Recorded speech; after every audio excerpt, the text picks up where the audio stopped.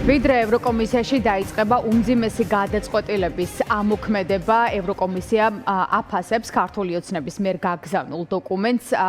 დღეს ევროკომისარმა დაადასტურა ის, რომ ევროკომისიაში მიდის ამ დოკუმენტის შეფასება და ამ დოკუმენტის შეფასების შემდეგ უკვე თუ ევროკომისია დაადგენს, რომ საქართველოს ხელისუფლებამ არ შეასრულა 8 დათქმა, რომელიც ევროკომისიის მიერ იყო დაწესებული, ამის შემდეგ უკვე ამოქმედება უმძიმესი მექანიზმები და დაიწყება ევროკავშირის უვიზო მიმოსვლის შეჩერების პროცესი.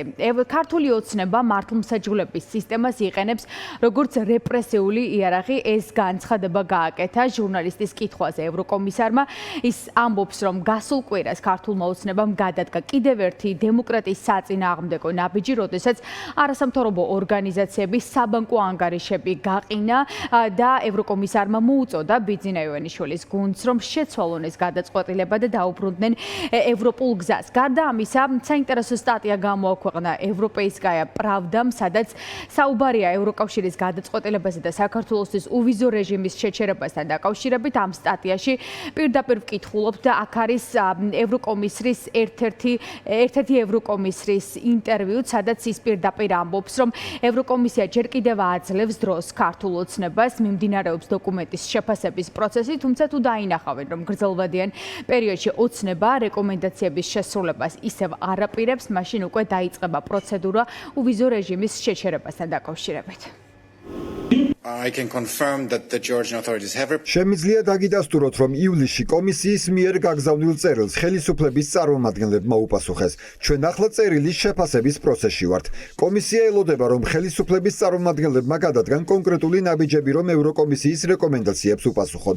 გასულ კვირას საქართველოს ხელისუფლების წარმომადგენლებმა კიდევ ერთი დემოკრატიის საწინააღმდეგო ნაბიჯი გადადგეს, როცა დამოუკიდებელი სამოქალაქო საზოგადოების საბანკო ანგარიშები გაყინეს.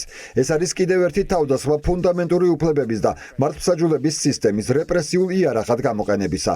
ევროკავშირი მოუწოდებს საქართველოს ხელისუფლების წარმომადგენლებს, რომ დაუყოვნებლივ შეცვალონ ეს გადაწყვეტილება. თუ ევროკომისიისგან შეფასება იქნება ნეგატიური და ევროკომისია დაადგენს, რომ ქართულმა ოცნებამ რეკომენდაციები არ შეასრულა, მაშინ არ არის გამორიცხული, რომ პროცესის გააქტიურება თავად მოითხოვოს ევროკომისიამ და ევროკავშირის 27 სახელმწიფოს შორის პრაქტიკულად მოიძებნება 15 სახელმწიფო, რომელიც იქნება თანახმად მწვანე შუქს აუნთებს, რომ დაიწყოს პროცედურები საქართველოსთვის უვიზო რეჟიმის შეჩერებასთან დაკავშირებით. ევროკომისიამ ოცნებაზე 8 პირობა წაუყენა, მათ შორის იყო რეპრესიული კანონების გაუქმება, პოლიტპატიმრების გათავისუფლება და რეპრესიების შეჩერება, თუმცა თუ პირველად შეფასებას მას გადავხედავთ, რომელიც ევროკომისიისგან მივიღეთ, რომ ნეგატიურად დაუსაბუთებელი დოკუმენტი მიიღეს მათ ქართული ოცნებიდან, ეს ნიშნავს იმას, რომ ოცნებამ ვერ დაარწმუნა ჩვენი ევროპელი პარტნიორები, რომ რეკომენდაციები შესრულებულია და სავარაუდოდ დასკვნაც იქნება ნეგატიური, ამიტომაც ოპოზიცია პირდაპირ ამბობს, რომ გარდაუვალია ევროკომისიის მხრიდან მსგავსი ტიპის გადაწყვეტილება და ქართულმა ოცნებამ, კონკრეტულად ირაკლი კობახიძემ ძალიან კარგად შეასრულა მათი შეფასებით რუსეთის დაკვეთა და ევროკომისია უკვე ერთ დღესაც მიიღებს გადაწყვეტილებას, რომ საქართველოს მოქალაქეებს გაუჩერონ უვიზო რეჟიმი და თავიდან ბოლომდე ეს ოცნების პასუხისმგებლობა იქნება. ევროკომისიის შეფასება ცხადყოფს იმას, რაც მე მგონი ყველასთვის გასაგები იყო.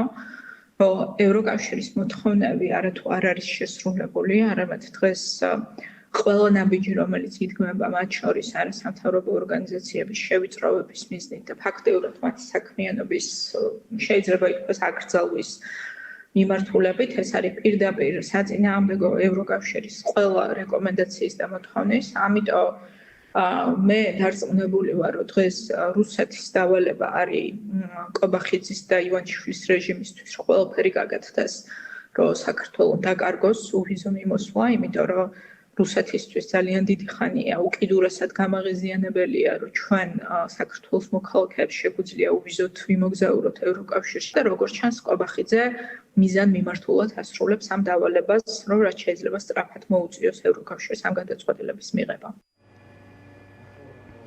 ევროკავშირში უკვე არსებობს 15 სახელმწიფოს თანხმობა უვიზო რეჟიმის შეჩერებასთან დაკავშირებით, თუმცა ახლა ყველაფერი დამოკიდებული იქნება ევროკომისიის დასკვნაზე და ოქტომბრის დასაწყისში არის მოსალოდნელი, რომ იქნება განხილვა ქართული ოცნების მიერ გაგზავნილი დოკუმენტისა. თუ დადგინდება, რომ ევროკომისია უარყოფითად შეაფასა ოცნების მიერ შესრულებული რეკომენდაციები, ამის შემდეგ უკვე დაიწყება უვიზო რეჟიმის შეჩერების პროცედურები.